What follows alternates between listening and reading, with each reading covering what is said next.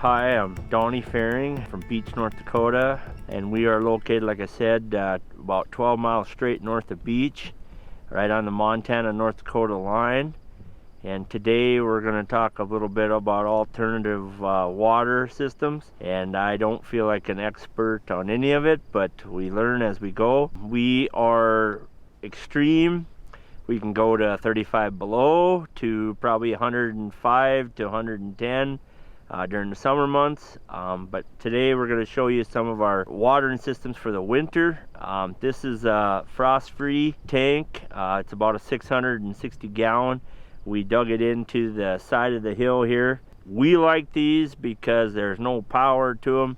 It opens up our grazing window, especially for that April, May, and then again in the fall, October, November, December, and even throughout the winter too. These will freeze, but we've learned over the years if you keep 100 plus cows on them, there gets to be enough water flow.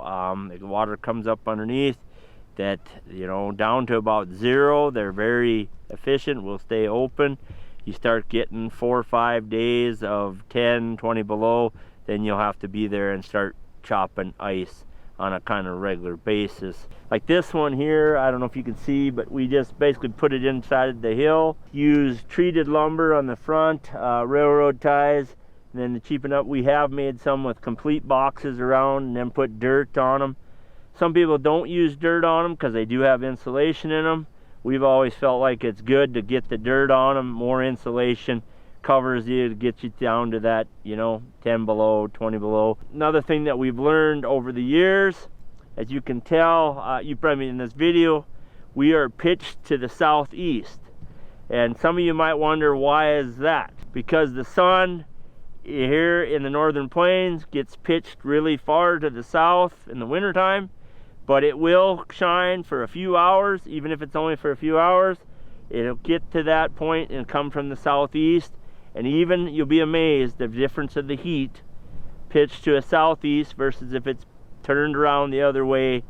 Far as the heat of the day makes a difference. An old fella did that for us on another one over the hill, and that one can be very, very cold out, and you think, oh, there's going to be ice there today, and she'll be wide open because of the pitch of the sun and out of the wind, and makes a big difference. It was roughly, we're on a section here.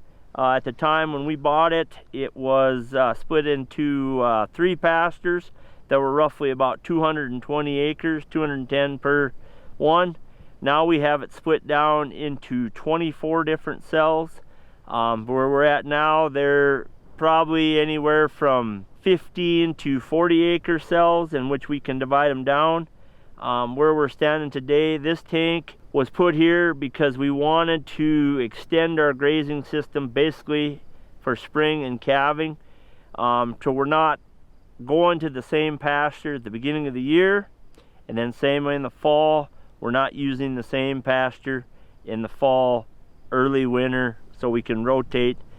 And then I think once you set down what your goals of what you want to do as far as pasture management or grazing management or just animal health, what type of livestock maybe you're going to have on here, because it could be goats, it could be sheep or cattle or horses or buffalo, whatever. So then you got to look at, okay, this tank will work for all these species, or this type of tank won't work for that kind of thing. And then I think too, you got to look at where you live at, where's the frost. The biggest thing I think is get the capacity there and fresh, and I think in clean water, and your cattle or livestock or goats or horses, whatever me, will do very well. I learn something new all the time, but I think there you go again. It's back to the rangers, the North Dakota Grazing Lands Coalition, their mentors groups. There's people that have been at this a lot longer than me.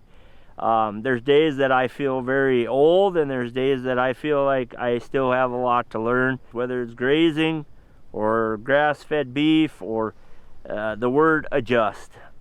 Everybody wants that prescription, and I don't think there is one size fits all. Reach out to the mentors and go to tours, go to conferences, keep learning. There's more books, knowledge, you know, things that you can pick up on from one ranch to another. It's so amazing, and there's a lot of good wealth and knowledge out there, and don't be afraid to use them, because they a lot of them, you know, ranchers are very shy, I would say, don't really want to open up about maybe what worked or didn't work, and especially what didn't work. I think there again, if you're trying new things and trying different what works for you, you know, be adaptive and use them resources.